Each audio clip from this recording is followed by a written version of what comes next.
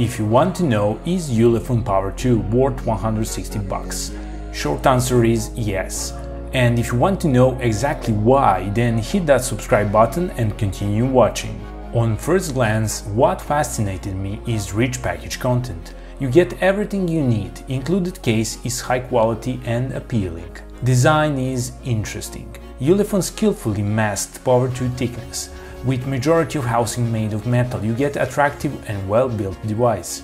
Front side is occupied with 5.5-inch Full HD screen. Panel used is high quality, with solid viewing angles and high brightness levels, no complaints here.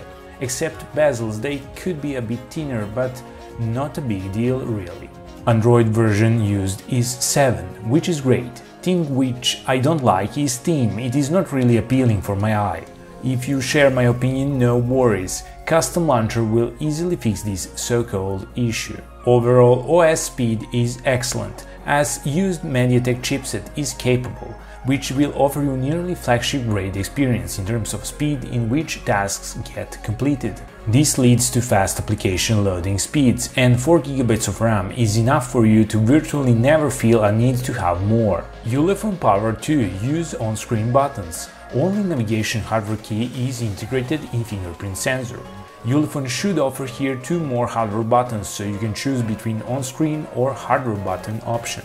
Fingerprint sensor performs reliable, but it favors when finger is completely covering a sensor.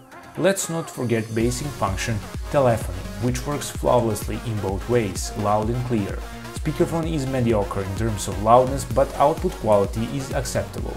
3.5mm output is providing loud and tone-rich sound. I was enjoying listening to music to its fullest on Power 2. And what about gaming?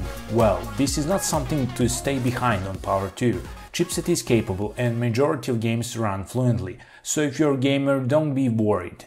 Power 2 will cover you with your so-called addiction. Back camera surprised me. Usually for this price something needs to be bad, but it seems Ulefone managed to implement decent camera unit.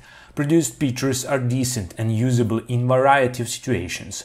Only visible downside is white balance, which sometimes can be off. Videos are appealing to the eye and pretty usable. I personally like it, and from sample you can judge by yourself. Selfie camera is okay, usable, and it will satisfy those who will use it occasionally.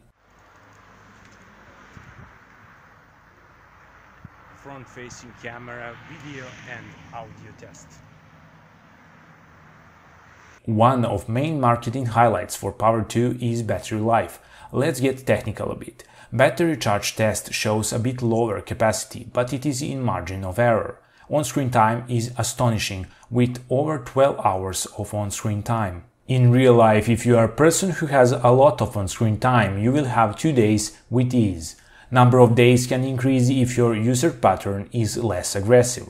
Simple as that. Great thing is that you get fast charger bundled in the box, which leads to quick charging times. Overall, Ulefone Power 2 has left positive impression on me. It is priced right, and for that price its major highlight is battery autonomy. Combined with performing chipset and 4 GB of RAM, you get all-around excellent performer in nearly every segment. Ulefone Power 2 is getting my recommendation as great value for money.